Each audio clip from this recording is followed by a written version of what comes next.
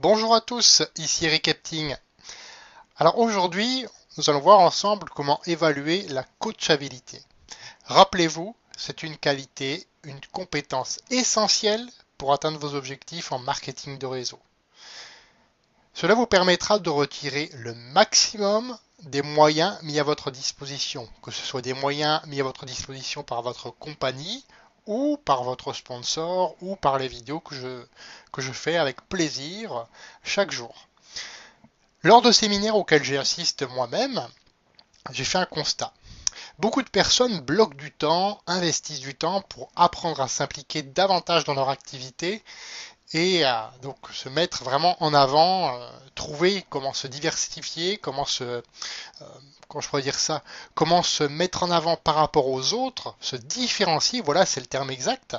Et là, à ce moment-là, c'est une très bonne chose. Et pourtant, malgré tout le talent, toute la diplomatie, le professionnalisme, la pédagogie, la méthodologie, etc., des orateurs, des conférenciers, rien ne change dans la vie de ces personnes. Rien. Alors pourquoi? On pourrait se demander la question pourquoi ça ne change pas? Parce que tout simplement, elles n'appliquent pas ce qu'elles apprennent. Elles n'appliquent pas. Cela reste dans un coin de leur maison ou de leur tête et elles pensent que ça va aller de soi. C'est quelque chose qui va aller de soi sans qu'il y ait besoin de faire un effort. La vie, et plus exactement la routine, prend le dessus et c'est petit à petit oublié.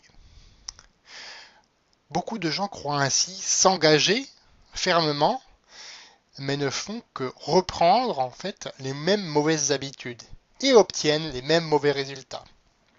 Retenez bien une chose, la meilleure formation du monde n'est qu'une perte de temps si elle n'est pas appliquée.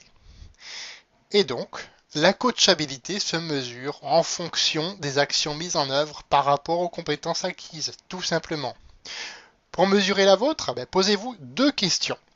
La première question, avez-vous mis en pratique ce que vous apprenez dans chacune de ces vidéos, par exemple? Avez-vous mis en pratique ce que vous apprenez dans chacune de ces vidéos? Plus exactement encore, vous êtes-vous procuré les ressources pour devenir plus dont je parlais dans ma quatrième vidéo, la vidéo du jour 4, et avez-vous commencé leur mise en application? Ces ressources ne trouveront leur valeur que dans leur mise en pratique. Et là, oui, là vous aurez un aperçu de votre propre coachabilité ainsi que des personnes que vous allez à votre tour guider. D'ailleurs, dans ma prochaine vidéo, je vais vous parler de quelque chose de très très important. Comment se débarrasser des excuses et comment éviter les personnes qui ne sont pas coachables. Ça, ce sera deux compétences que vous pourrez apprendre. Peut-être que je le ferai en deux vidéos, je ne sais pas encore.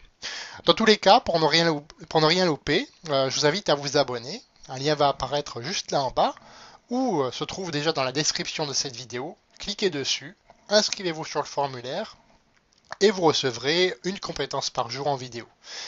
Commentez et partagez cette vidéo si elle vous a plu également. Je vous dis à bientôt. Au revoir.